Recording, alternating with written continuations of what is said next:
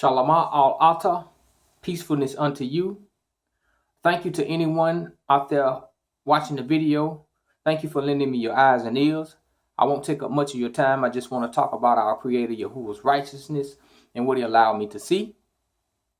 As I rested, I began to try on jackets, different styles, different kinds of jackets. I began to search through, and I couldn't find any that I really liked. But eventually, I found one that I liked. It was a full-length jacket, trench coat style jacket, green in color. So I put that one on, and I stepped up in this place. The place was the church, and I noticed my brother Yeshai up front talking to someone. So I walked up to greet him. He turned around and looked at me like, "Man, what you got on?" And like, well, you do that sometimes. So he dapped me up and turned around and continued to speak with the man. I walked towards the back, and I had a seat. And the songs began to play, and they continued to play, and they continued to play. And they went on for a while in like a woke time. So I noticed a woman up front dancing. And another lady was like, "Walk, girl, walk, walk, girl." And she was walking to the beat, to the rhythm of the song. And so it continued, and it continued. So I got up and walked to the front, and I got a microphone, and I began to try to speak about Yahuwah's righteousness. But no one would hear me. So I started trying to turn down the song and turn down the volume, but it was like they was fighting against me as I was looking for plugs and looking for a means to turn it down. It's like they was fighting against me. They wouldn't let me. So I finally found the knob, and I turned down the volume. And the Reverend, he turned it right back up. And I'm like, "Man, what you doing?" But he wasn't trying to hear that. So I was like, "Man, you supposed to be teaching them the truth, righteousness. You supposed to be teaching them life." But he wasn't hearing me. So later on, when I came through, I spoke with my brother about it. And Yahuwah was dealing with him appertaining the same thing. And we talked about how it was dealing with New Year's. So I just want to read a scripture real quick. This is Ezekiel 16. "Again the word of Yahuwah came unto me, saying, Son of Adam, cause off Jerusalem to know of her abominations, and say, Thus says Master Yahuwah unto Jerusalem, Your birth and your nativity is of the land of Canaan. Your father was an Amori, and your mother a Hittite. And as for your nativity, in the day you were born, your navel was not cut, neither were you washed in water to supple you. You were not salted at all, nor swaddled at all. None eye pitied you to do any of these unto you, to have compassion upon you. But you were cast out in the open field, to the loathing of your person, in the day that you were born. And when I passed by you and saw you polluted in your own blood, I said unto you, when you were in your blood, live. Yea, I said unto you when you were in your blood, live. I have caused you to multiply as the bud of the field, and you have increased and waxen great, and you are come to excellent ornaments. Your breasts are fashioned, and your hair is grown, whereas you were naked and bare. Now, when I passed by you and looked upon you, behold, your time was the time of love, and I spread my skirt over you and covered your nakedness. Yea, I swore unto you and entered into a covenant with you, says Master Yahuwah, and you became mine. And I washed you with water. Yea, I thoroughly washed away your blood from you, and I anointed you with oil. I clothed you also with broidered work, and shod you with badger skin, and girded you about with fine linen, and covered you with silk. I decked you also with ornaments, and I put a bracelet upon your hands, and a chain on your neck, and I put a jewel on your forehead, and earrings in your ears, and a beautiful crown upon your head. Thus were you decked with gold and silver, and your raiment was of fine linen and silk embroidered work.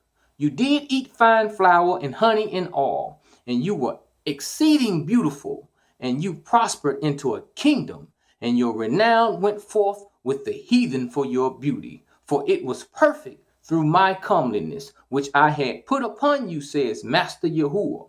But you trusted in your own beauty and played the harlot because of your renown, and poured out your fornications on everyone that passed by.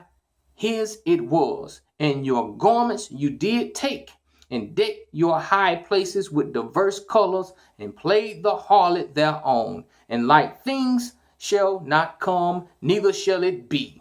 You have also taken your fair jewels of gold and of silver, which I have given you, and made to yourself images of men, and committed whoredom with them.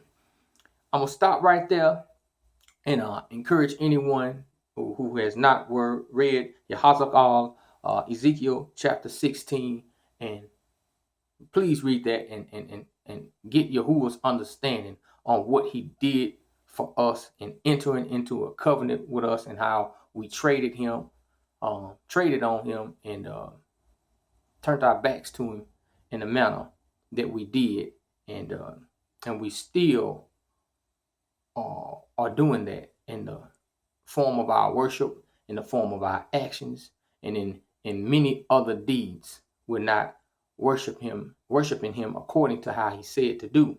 We're doing a bunch of folly. So yes, that's Ezekiel chapter 16.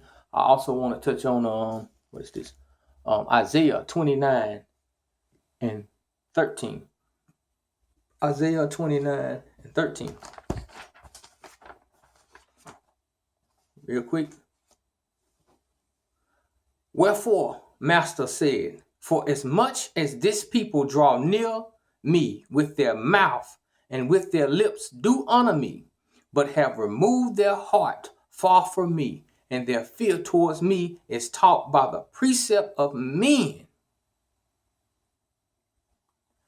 One more, Jeremiah chapter 23.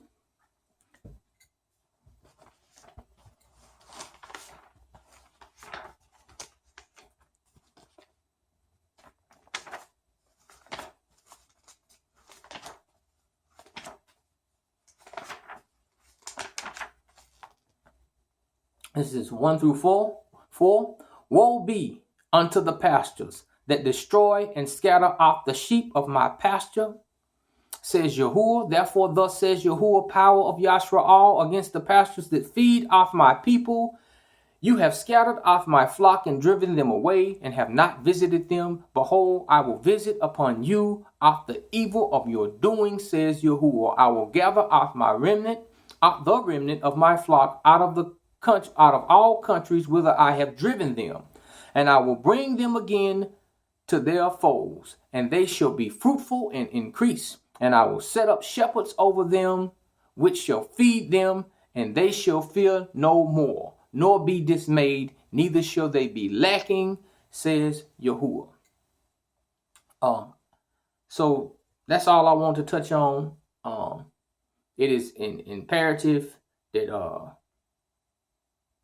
we come out of these ridiculous places that we're partying in, and we calling them places of worship. That's not what it is. It's a big old party going on, a bunch of foolishness, and it's silly unto Yahuwah. It makes no sense. It ain't prospering. It's no profit in it at all. It's just stupidity. And I beg anyone who's Yahuwah is pulling on to come out of that. You best come on out of that, because it ain't doing you no good, man. You're wasting your time. You're wasting your time. This book is about righteousness, not sitting around dancing, hooping and hollering and acting a fool. That's not what it's about. And to those that want to do that, that's on you. I'm not telling you what to do. I'm just encouraging those who know better and know they need to come out of that. Don't go and walk away from that, bro. That ain't doing you no good. If you're gonna walk in truth, walk in truth. If you're gonna act a fool and put on a show, then you do that too. You know, you're allowed to do that. Everybody can make their own decision.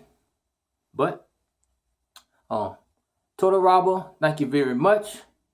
Barack Yahuwah.